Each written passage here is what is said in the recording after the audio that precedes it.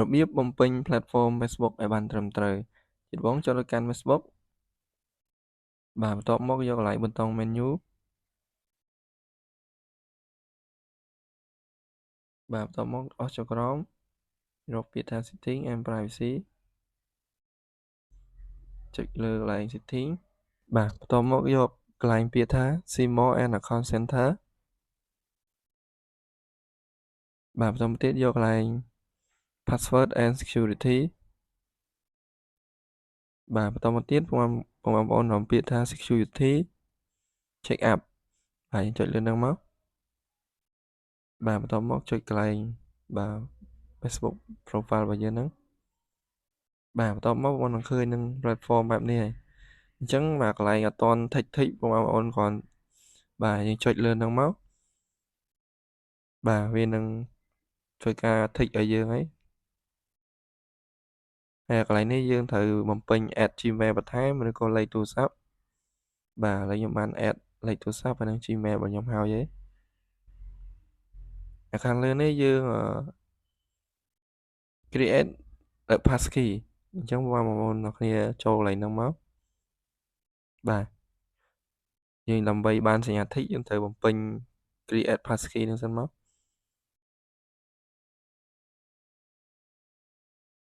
បាទកន្លែងនេះឲ្យយើងវាយ password Facebook របស់យើងណាអញ្ចឹងយើងបញ្ចូល password របស់យើងមកបាទបន្ទាប់ពីយើងបំពេញ password ហើយយើងចុច continue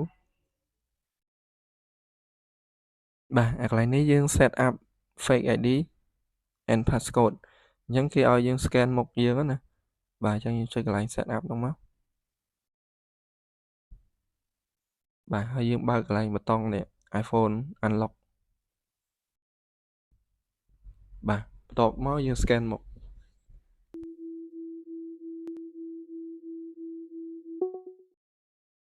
បាទបន្ទាប់ពីយើង scan មុខយើងហើយយើងចុចកន្លែងនេះ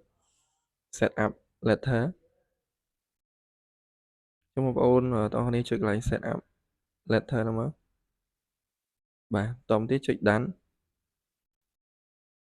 បាទកន្លែងនេះយើងវាយ passcode របស់យើងចូលណាអញ្ចឹងយើងពេញ passcode មកយើងដាក់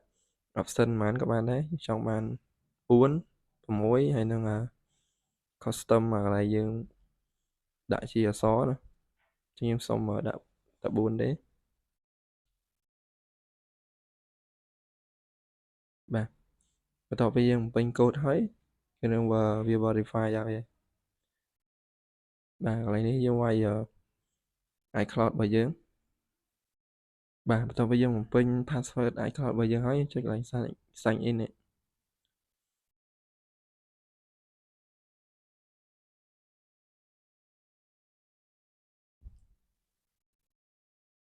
បាទបន្ទាប់មក